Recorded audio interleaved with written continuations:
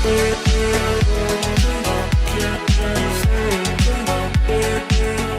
Students, welcome to फ्यूक्यू education. मैं हूं आपका अमोल सर और आज हम पढ़ने वाले चैप्टर 8 इलेक्ट्रोमैग्नेटिक वेव, जिसमें हम कवर करेंगे MCQ, short answer types question and long answer types questions को। तो आज का हमारा पहला सेशन रहेगा एमसीक्यू का। जल्दी से स्टार्ट करते हैं हमारा पहला क्वेश्चन, क्वेश्चन नंबर 1।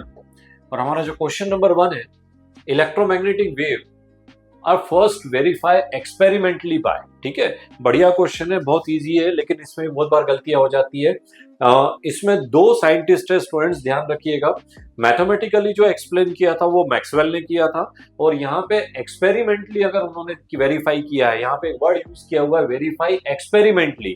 तो एक्सपेरिमेंट के थ्रू अगर इलेक्ट्रोमैग्नेटिक वेव को जिसने वेरीफाई किया था तो उनका नाम था हर्ट्ज। ठीक है, तो इस क्वेश्चन का जो करेक्ट आंसर रहेगा वो रहेगा हर्ट्ज। ठीक है, तो मैक्सवेल ने उसको मैथमेटिकली इक्वेशंस हमें दिए थे ईएम वेव के लिए। ठीक है, तो ये था हमारा क्वेश्चन नंबर फर्स्ट, और इसका जो करेक्ट आंसर रहेगा option B, scientist hertz.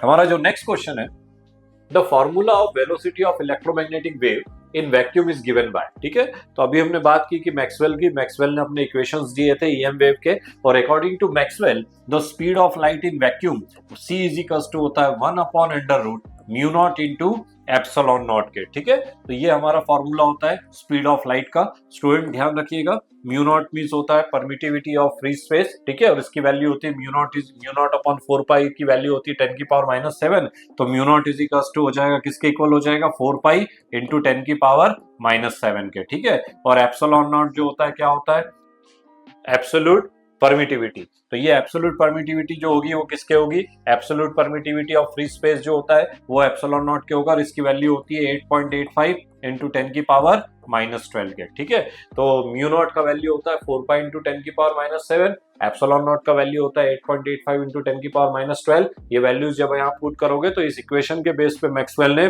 Speed of light calculate किया था, और स्टूडेंट स्पीड ऑफ लाइट आता है 3 इंटू 10⁸ मीटर पर सेकेंड के। तो ये तो एक्स्ट्रा इंफॉर्मेशन थी, आपको बताया, बट जो हमारा इस क्वेश्चन का जो करेक्ट आंसर है वो रहेगा c is equals to 1/√μ0 into epsilon naught. और हमारे पास 4 ऑप्शंस दिए, और उसमें ऑप्शन नंबर बी जो रहेगा वो इसका करेक्ट आंसर रहेगा। ठीक है, चलते हैं हमारे नेक्स्ट क्वेश्चन की ओर, question number 3। The electromagnetic wave are produce due to. ठीक है, इलेक्ट्रोमैग्नेटिक वेव जो है वो कैसे प्रोड्यूस होती है, हमारे पास 4 ऑप्शंस है। ऑप्शन नंबर है एक्सेलरेटेड चार्ज, सेकंड नंबर है चार्ज एट रेस्ट, थर्ड है a charge moving with uniform speed, and fourth option है करंट कैरिंग कंडक्टर। ठीक है, तो स्टूडेंट जो भी इलेक्ट्रोमैग्नेटिक वेव होती है, नंबर 1 आप याद रखिए कि मैग्नेटिक फील्ड और इलेक्ट्रिक फील्ड में जब कोई चार्ज पार्टिकल एक्सलरेट करेगा, क्या करेगा, एक्सलरेट करेगा, और वो भी कैसे करेगा, परपेंडिकुलर। जैसे 3 एक्सिस होती है, ये एक्स एक्सिस है, ये वाई एक्सिस है, और ये वाला कौन सा एक्सिस होगा, जेड एक्सिस होगा। ठीक है, तो वाई एक्सिस जैसे ये इलेक्ट्रिक फील्ड को रिप्रेजेंट कर रहा है, ये मैग्नेटिक फील्ड को रिप्रेजेंट कर रहा है। ठीक है, और इसमें कोई भी चार्ज पार्टिकल मूव करता है तो चार्ज पार्टिकल के कारण यहाँ पे इलेक्ट्रोमैग्नेटिक वेव प्रोड्यूस होती है, और जो इलेक्ट्रोमैग्नेटिक वेव का जो डायरेक्शन होता है इस propagation to perpendicular to the magnetic field and electric field, वो इस तरीके से एक्स डायरेक्शन में मूव करेगा। ठीक है, तो यहाँ पे जो हमारे पास 4 ऑप्शंस दिए हुए हैं, इसमें ऑप्शन नंबर ए जो रहेगा वो इसका करेक्ट ऑप्शन है, एक्सेलरेटेड चार्ज। एक्सेलरेटेड चार्ज से हमारे यहाँ पे ईएम वेव जो है वो क्या होती है, वो प्रोड्यूस होगी। ठीक है, चलते हैं हमारे नेक्स्ट क्वेश्चन की ओर। क्वेश्चन नंबर 4 जो हमारा है, in electromagnetic wave according to Maxwell changing electric field gives. ठीक है, चेंजिंग इलेक्ट्रिक फील्ड। ठीक है, तो याद रखिएगा टाइम वेरिंग इलेक्ट्रिक फील्ड जो होता है वो क्या प्रोड्यूस करता है, डिस्प्लेसमेंट करंट प्रोड्यूस करता है। तो हमारे पास 4 ऑप्शंस है, stationary magnetic field, conduction current, eddy current and displacement current. तो यहाँ पे ये चीज बिल्कुल अपने माइंड में क्लियर रखिएगा, यहाँ पे लिखा हुआ है changing electric field. Changing electric field मतलब टाइम के रिस्पेक्ट में वो चेंज हो रहा है, और जहां इलेक्ट्रिक फील्ड टाइम के रिस्पेक्ट में चेंज होती है वहां पे क्या आएगा, डिस्प्लेसमेंट करंट। तो स्टूडेंट इस क्वेश्चन का जो हमारा करेक्ट आंसर रहेगा option number D, displacement current के रहेगा। ठीक है, हमारा जो नेक्स्ट क्वेश्चन है, a plane electromagnetic wave of frequency 20 megahertz, frequency कितनी दी हुई है, 20 मेगाहर्ट्ज की दी हुई है, travel through a space along x direction, x direction में चल रहा है। ठीक है, if the electric field vector at certain point in a space is 6 volt पर मीटर। याद रखिएगा वोल्ट पर मीटर बहुत इंपॉर्टेंट चीज है, 6 वोल्ट पर मीटर, ठीक है। Then what is the magnetic field vector at that point, मतलब हमें मैग्नेटिक फील्ड वेक्टर को फाइंड करना है, मैग्नेटिक फील्ड को फाइंड करना है, ठीक है। तो स्टूडेंट्स आप देखेंगे इसमें 6 वोल्ट पर metre is a unit of intensity, ठीक है। वैसे न्यूटन पर कूलम होता है, न्यूटन पर कूलम इंटेंसिटी का यूनिट है, बट अगर हम E is equals to dV by dx से अगर हम देखें तो वोल्ट पर मीटर जो रहती है वो भी इंटेंसिटी की यूनिट होती है, ठीक है। तो यहाँ पे आप देखेंगे E इज इक्वल्स टू हमारे पास गिवन है, कितना गिवन है, 6 वोल्ट पर मीटर के गिवन है, ठीक है। फ्रीक्वेंसी न्यू हमारे पास कितनी है, 20 मेगा हर्ट्ज के गिवन है, 20 मेगा हर्ट्ज है। मेगा हर्ट्ज को आपको मालूम है कैसे कन्वर्ट करते हैं, मेगा को हम हर्ट्ज में कन्वर्ट करेंगे तो ये हो जाएगा 20 इंटू 10 की पावर 6, 20 इंटू 10 की पावर 6 हर्ट्ज के, ठीक है। और हमें क्या फाइंड करना है इसमें, हमें फाइंड करना है, क्या फाइंड करेंगे इसमें, हमें कैलकुलेट करना है मैग्नेटिक फील्ड की वैल्यू को फाइंड करना है। तो स्टूडेंट्स कई बार ऐसे क्वेश्चंस आते हैं जिसमें बहुत सारी चीजें ऐसी रहती है जो हमें वहां पे यूज नहीं करनी है, हमें तो बी चाहिए, ई दिया हुआ है तो हमें यहाँ पे न्यू की जरूरत ही नहीं पड़ेगी। हमारे पास फॉर्मूला क्या होता है, B is equals to E by C, B is equals to E by C के। ई कितना गिवन है, 6 गिवन है। C means what, speed of light, speed of light कितना होता है 3 इंटू 10 की पावर 8 मीटर पर सेकेंड के, ठीक है। इसको जब कैंसिल आउट करेंगे 3 2 सा 8 को ऊपर ट्रांसफर करेंगे तो b इज इक्वल्स टू हो जाएगा 2 इंटू 10 की पावर -8 मीटर पर सेकेंड।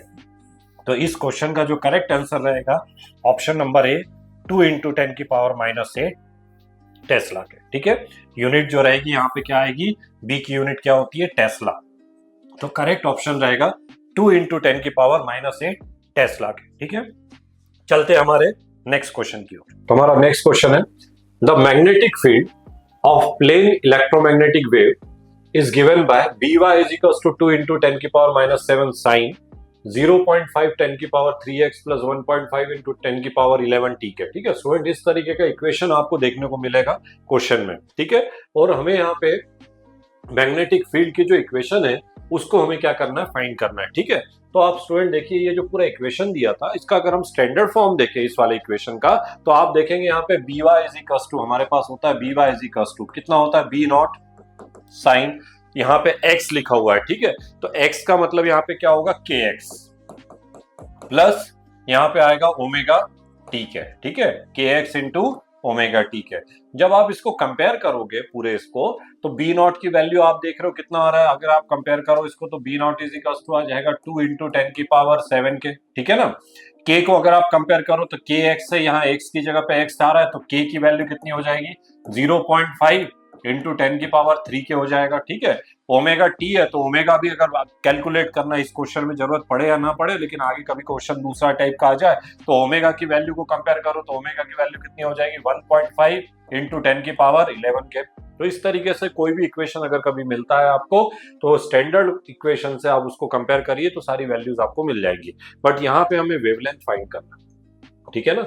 और यहाँ पे इलेक्ट्रोमैग्नेटिक वेव की वेवलेंथ निकालनी है तो आप देखेंगे वेवलेंथ के लिए हमारे पास के की वैल्यू है कितना है 0.5 इंटू 10 की पावर 3 के, ठीक है। तो स्टूडेंट्स हमारे पास फॉर्मूला होता है वेवलेंथ का, लैम्डा इज इक्वल्स टू होता है 2 पाई अपॉन के के। वेवलेंथ का फॉर्मूला होता है lambda is equals to 2 pi by k के, ठीक है। के की वैल्यू यहाँ पे पुट करेंगे तो ये हो जाएगा 2 पाई, के का वैल्यू कितना है 0.5 इंटू 10 की पावर 3 के। पाई का वैल्यू पुट करेंगे जिसको कैलकुलेट करेंगे तो जो हमारे पास फाइनल आंसर रहेगा वो रहेगा 0.1256। तो लैम्डा की वैल्यू हमारे पास आएगी 0.1256 के, ठीक है। तो इस तरीके से हम यहाँ पे वेवलेंथ की वैल्यू को क्या करेंगे, कैलकुलेट करेंगे, ठीक है। अब स्टूडेंट ये जो वेवलेंथ आई है इसके लिए आपको क्या करना पड़ेगा, आपको पूरा एक जो टेबल है उस टेबल को याद रखना पड़ेगा कि किस किस वेव की वेवलेंथ कहां से कहां तक होती है, ठीक है। गामा से लेके रेडियो तक का जो पूरा हमारा सीक्वेंस है इलेक्ट्रोमैग्नेटिक स्पेक्ट्रम का, ये आपको याद रखना पड़ेगा। और जब आप देखेंगे तो आप उसमें जब आप मिलाएंगे तो ये जो लैम्डा की जो वैल्यू आई है ये किस रेंज में मिलेगी आपको, माइक्रोवेव के। माइक्रोवेव की जो रेंज होती है 10 की पावर -3 से 0.3 तक होता है। तो ये जो रेंज है लैम्डा का ये काय में आ रहा है, माइक्रोवेव में आ रहा है, ठीक है। तो आप देखेंगे हमारे पास 4 ऑप्शंस दिए हुए हैं यहाँ पे, visible light, infrared wave, microwave and radio wave. ठीक है, तो ये जो वेवलेंथ आ रही है वो किस में आएगी, माइक्रोवेव में आएगी। तो इस क्वेश्चन का करेक्ट आंसर जो रहेगा वो रहेगा ऑप्शन नंबर सी, माइक्रोवेव। ठीक है, तो माइक्रोवेव जो है इसका करेक्ट आंसर है। चलते हैं हमारे नेक्स्ट क्वेश्चन की ओर। Question number 7, which of the following wave has the maximum wavelength. ठीक है, हमारे पास 4 ऑप्शंस दिए हुए, X rays, infrared, ultraviolet, radio wave. Student इस तरीके के क्वेश्चन यहाँ पे आप देखेंगे, ये चैप्टर बड़ा छोटा है लेकिन क्वेश्चन की वैरायटी बहुत मिलेगी, बहुत डीप में आपको पढ़ना पड़ेगा, याद करना पड़ेगा। और उसके लिए सबसे बढ़िया तरीका है कि जितने भी आपके पास जो बेसिक वेव्स है उसकी सारी इंफॉर्मेशन आप एक बार में याद कर लीजिए, तो आप देखेंगे कि कोई भी क्वेश्चन आए आप उसको इजीली सॉल्व कर सकते हैं। जैसे फॉर एग्जांपल ये जो क्वेश्चन है, आप देख रहे हैं कि हमारे पास 4 वेव दी हुई है, तो अगर आपको इलेक्ट्रोमैग्नेटिक स्पेक्ट्रम का पूरा सीक्वेंस याद है तो आप देखेंगे गामा से पूरा स्टार्ट होता है, कहां तक चलता है, रेडियो वेव तक चलता है। तो सबसे पहला वाला जो देख रहे हैं आप एक्सरे, तो एक्सरे की वेवलेंथ सबसे कम होती है। ठीक है, सबसे पहले नंबर पे क्या आता है, एक्सरे, एक्सरे की वेवलेंथ कम होती है। एक्सरे के बाद आएगा आपका अल्ट्रावायलेट रेज, ये सेकंड नंबर पे आता है, इंक्रीजिंग ऑर्डर ऑफ वेवलेंथ की बात कर रहे हैं हम। फिर आता है इंफ्रारेड, ये थर्ड नंबर पे आता है। और फोर्थ नंबर पे सबसे मैक्सिमम वेवलेंथ जो होती है वो रेडियो वेव की। ठीक है ना, तो हमसे पूछा क्या है, मैक्सिमम वेवलेंथ पूछा है, तो मैक्सिमम वेवलेंथ किसकी है, रेडियो की। तो इसका जो करेक्ट ऑप्शन रहेगा option number D, radio wave की। ठीक है, हमारा जो नेक्स्ट क्वेश्चन है, the wavelength of a radio wave of frequency 1 megahertz is. हमारे पास रेडियो वेव है, उसकी फ्रीक्वेंसी हमारे पास गिवन है 1 मेगाहर्ट्ज। फ्रीक्वेंसी को कैसे रिप्रेजेंट करते हैं, न्यू से, न्यू इज इक्वल्स टू हमारे पास गिवन है 1 मेगाहर्ट्ज। स्टूडेंट मेगाहर्ट्ज से कन्वर्ट करना पड़ेगा हर्ट्ज में, तो 1 मेगाहर्ट्ज इज इक्वल्स टू होता है 1 इंटू 10 की पावर 6 हर्ट्ज के। ठीक है, मेगा को जब कन्वर्ट करते हैं तो 10 की पावर 6 से मल्टीप्लाई करेंगे। ठीक है, हमें वेवलेंथ फाइंड करना है, क्या फाइंड करना है, वेवलेंथ। ठीक है, सी क्या होता है, स्पीड ऑफ लाइट, कितना है 3 इंटू 10 की पावर 8 मीटर पर सेकंड के। और स्टूडेंट बताने की जरूरत नहीं है, बहुत अच्छा रिलेशन है, बहुत जगह यूज होता है लैम्डा और सी में और न्यू में, और वो होता है lambda is equals to C by nu के। ठीक है, तो lambda is equals to C by nu, ये रिलेशन बिल्कुल याद रखिएगा, where lambda means wavelength, c means speed of light and nu means frequency of light के। ठीक है, वैल्यू पुट करेंगे, लैम्डा फाइंड करना है, तो सी का वैल्यू कितना है हमारे पास 3 इंटू 10 की पावर 8 के।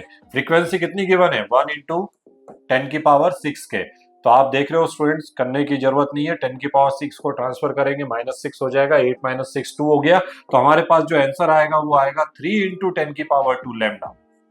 ठीक है, और हमारे पास 4 ऑप्शंस दिए हुए हैं यहाँ पे, और इस ऑप्शन में आप देख रहे हो 400, 300, 350 एंड 200 दिया हुआ है। तो आप देखेंगे 3 इंटू 10 की पावर 2, 10 की पावर 2 मींस 100, तो इसको आप देखेंगे तो लैम्डा इज इक्वल्स टू हमारे पास आएगा 300 मीटर के। ठीक है, तो इस क्वेश्चन का जो करेक्ट आंसर रहेगा ऑप्शन नंबर बी, 300 मीटर। ठीक है, तो बढ़िया क्वेश्चन है, फॉर्मूला याद रखिएगा, lambda is equals to C by nu के। चलते हैं हमारे नेक्स्ट क्वेश्चन की ओर। Question number 9, a part of the spectrum of electromagnetic radiation used to cook food is। ठीक है ना, कुकिंग फूड के लिए जो फूड मटेरियल्स होते हैं उसको हम पकाने के लिए कौन सी रेस का यूज किया जाता है। और हमारे पास 4 ऑप्शन है, ultraviolet rays, cosmic rays, X rays and microwave. आपको नाम से ही कुछ कुछ माइंड में आ गया होगा, माइक्रो ओवन आपने नाम सुना ही होगा। तो जो कुकिंग फूड जो होता है उसके लिए जो रेज यूज की जाती है वो होती है माइक्रोवेव। कौन सी वेव यूज की जाती है, माइक्रोवेव का यूज किया जाता है। ये जो माइक्रोवेव होती है, फूड मटेरियल की जो टॉप लेयर्स होती है उसके जो पार्टिकल्स होते हैं, ठीक है ना, वाटर के पार्टिकल, उसको वो एब्जॉर्ब कर लेती है, उसकी काइनेटिक एनर्जी, पार्टिकल की काइनेटिक एनर्जी को ये क्या कर देती है, इंक्रीज कर देती है। ठीक है, तो माइक्रोवेव जो रहेगा वो इस क्वेश्चन का करेक्ट आंसर रहेगा। कुकिंग फूड में हम कौन सी वेव यूज करेंगे, माइक्रोवेव की। ठीक है, बढ़ते हैं हमारे नेक्स्ट क्वेश्चन की ओर। Question number 10, Which of the following show greenhouse effect? Ultraviolet rays, infrared rays, X-rays and none of the above। ठीक है, इंफ्रारेड रेडिएशन आपने नाम सुना है। हीट जो रहती है सन से, जितनी भी हमारे पास रेज आ रही है अर्थ पे, उसमें जो हीट है वो ओनली एंड ओनली किसके पास है, इंफ्रारेड के पास है। और स्टूडेंट्स, जो हमारा अर्थ होता है, जैसे ये फॉर एग्जांपल आप देखिए यहाँ पे कि ये जो है ये अर्थ है, और अर्थ का जो निचला वाला जो एटमॉस्फेयर है, बिल्कुल टॉप नीचे बॉटम वाला जो होता है 0 to 12 kilometre, is called stratosphere, ठीक है ना। ये जो स्ट्रेटोस्फेयर है ना, ये क्या करता है, अर्थ जब ये इंफ्रारेड रेडिएशन डे टाइम में तो ये क्या करेगी, एब्जॉर्ब करेगी, ठीक है। बट जैसे ही रात में तापमान जो टेम्परेचर है वो कम हो जाता है, तो यहाँ से इंफ्रारेड रेडिएशन जो है वो क्या होती है, एमिट होती है, ठीक है। और जब इंफ्रारेड रेडिएशन एमिट होती है तो हमारा ये जो लोअर वाला जो एटमॉस्फेयर होता है, ये इन इंफ्रारेड रेडिएशंस को बाहर नहीं जाने देता, वो उसको वापस रिफ्लेक्ट कर देता है। तो जितने भी इंफ्रारेड रेडिएशन है अर्थ के चारों ओर 0 to 12 किलोमीटर्स में क्या करते हैं, रोटेट करते हैं। और यही रीजन होता है कि हमारा जो अर्थ का टेम्परेचर है वो एक कांस्टेंट बना रहता है, डे और नाइट में ज्यादा डिफरेंस नहीं आता, और इसलिए यहाँ पे लाइफ जो है वो पॉसिबल है। और ये जो इफेक्ट होता है is called green house effect. तो ग्रीन हाउस इफेक्ट में स्टूडेंट कौन सी वेव यहाँ पे यूज करेंगे, आपको बताने की जरूरत नहीं, आप खुद ही समझ गए होंगे। इसका जो करेक्ट आंसर रहेगा वो रहेगा option number B, infrared radiation का ग्रीन हाउस इफेक्ट में यूज किया जाता है, ठीक है। चलते हैं हमारे नेक्स्ट क्वेश्चन की ओर। If lambda V, lambda X and lambda M show the wavelength of visible light, X rays and microwave respectively, ठीक है। तो हमें यहाँ पे 4 ऑप्शंस दिए और हमें बताना लैम्डा मींस व्हाट, वेवलेंथ। तो किसकी वेवलेंथ ज्यादा है, तो स्टूडेंट्स हमने बताया क्वेश्चंस की वेराइटी आपको अलग अलग मिलेगी, बट जो सबका आंसर रहेगा वो एक ही तरीके का है। वो पूरा सीक्वेंस आप अच्छे से याद कर लीजिए। तो हमारे पास इस बार इन्होंने 3 वेव हमें बताई है। कौन कौन सी वेव दी हुई है, पहला विजिबल लाइट दिया हुआ है, विजिबल लाइट, दूसरा क्या है, एक्सरेज है, और थर्ड वाला कौन सा है, माइक्रोवेव है, ठीक है। तो आप जानते हो जब हम इलेक्ट्रोमैग्नेटिक स्पेक्ट्रम की बात करें तो सबसे मिनिमम वेवलेंथ जो होती है वो किसकी होती है, यहाँ पे एक्सरेज की, ठीक है। एक्सरेज की वेवलेंथ सबसे मिनिमम होगी, ठीक है। फिर उसके बाद किसकी आएगी, विजिबल लाइट की आएगी, तो विजिबल लाइट की उससे ज्यादा होती है। और सबसे ज्यादा वेवलेंथ जो होगी वो किसकी होगी, माइक्रोवेव की, ठीक है। तो लैम्डा एम ये क्या रिप्रेजेंट कर रहा है, माइक्रोवेव को, इसकी वेवलेंथ ज्यादा है तो यहाँ ग्रेटर का साइन लगेगा। फिर किसका नंबर आता है, विजिबल लाइट का, तो इसको क्या लिखेंगे, लैम्डा वी, फिर ग्रेटर का साइन लगेगा, इससे ज्यादा है। और सबसे कम वाली जो होती है वो क्या होती है, लैम्डा एक्स के, ठीक है। तो आप मिला लीजिए इसमें से कौन सा ऑप्शन आपको मिल रहा है यहाँ पे। तो lambda m is greater than lambda v is greater than lambda x, that is option number C जो है आप देख रहे हो इस क्वेश्चन का करेक्ट आंसर रहेगा, ठीक है। तो ये था हमारा क्वेश्चन नंबर 11। और हमारा जो नेक्स्ट क्वेश्चन है, in an electromagnetic wave the electric and magnetic fields are, ठीक है। अभी प्रीवियस क्वेश्चन में भी हमने बात की थी कि इलेक्ट्रोमैग्नेटिक वेव प्रोड्यूस कैसे होती है, तो इलेक्ट्रिक फील्ड और मैग्नेटिक फील्ड से प्रोड्यूस होती है। और हमने डायग्राम भी बनाया था, एक बार फिर से बना देते हैं, बिल्कुल माइंड में याद रखिए कि जो इलेक्ट्रोमैग्नेटिक वेव होती है वो कहाँ से प्रोड्यूस होती है, इलेक्ट्रिक फील्ड और मैग्नेटिक फील्ड से। ये इलेक्ट्रिक फील्ड है, वाई डायरेक्शन में जा रहा है, ये मैग्नेटिक फील्ड है, ये कहाँ जा रहा है, जेड डायरेक्शन में जा रहा है। तो जो इलेक्ट्रोमैग्नेटिक वेव रहेगी वो किस डायरेक्शन में मूव करेगी, एक्स डायरेक्शन में। तो जो इलेक्ट्रिक फील्ड और मैग्नेटिक फील्ड जो रहता है is perpendicular to the propagation of wave, wave के जिस डायरेक्शन में जा रहा है उसके कैसे होती है, परपेंडिकुलर होती है, ठीक है। तो हमारे पास 4 ऑप्शंस है, in same phase and parallel to each other, in opposite phase mutual perpendicular, in opposite phase parallel to each other, in same phase mutually perpendicular. तो स्टूडेंट जब भी इस तरीके के क्वेश्चंस आएंगे थोड़ा लॉजिकली आप देखिए, पहले तो ये देख लो कि कौन से ऑप्शंस जो है जो नहीं हो सकते, ऐसा भी आपको कभी सोचना पड़ सकता है। तो आप देखो यहाँ पे इसमें पहला वाला ऑप्शन है पैरेलल टू ईच अदर लिखा हुआ है, और डी वाला सी वाला जो ऑप्शन है उसमें लिखा हुआ है पैरेलल टू ईच अदर। और अभी डायग्राम आपके सामने बना हुआ है, ये परपेंडिकुलर होता है। तो ये वाला ऑप्शन और जो सी वाला ऑप्शन है ये तो पहले ही कैंसिल हो गए, ठीक है। अब बचे 2 ऑप्शन जिसमें हमारे पास है म्यूचुअली परपेंडिकुलर, तो हाँ ये म्यूचुअली परपेंडिकुलर तो होता है ये और भी, ठीक है। बट इसमें एक और इंपॉर्टेंट चीज है कि म्यूचुअली परपेंडिकुलर तो होता है लेकिन कैसा होता है, वो सेम फेस में होना चाहिए। कैसा होना चाहिए, सेम फेस में। तो सेम फेस वाला जो ऑप्शन है, डी जो ऑप्शन रहेगा वो इस क्वेश्चन का करेक्ट ऑप्शन रहेगा, ठीक है। तो जो electromagnetic wave, the electric and magnetic field are in same phase and mutually perpendicular, ठीक है। तो ये था हमारा क्वेश्चन नंबर 12। तो स्टूडेंट्स ये था हमारा आज का एमसीक्यू का सेशन। कैसा लगा आपको, हमारे कमेंट्स बॉक्स में जरूर लिखिएगा, और हमारे इस चैनल को लाइक और शेयर जरूर करिए, जिससे ये जो वीडियोस हम आपके लिए लेकर आ रहे हैं या आपके स्टूडेंट्स तक, दूसरे स्टूडेंट्स तक भी जल्दी से जल्दी पहुंच सके। मिलते हैं हमारे नेक्स्ट वीडियो में शॉर्ट आंसर टाइप्स क्वेश्चंस के साथ। Thank you.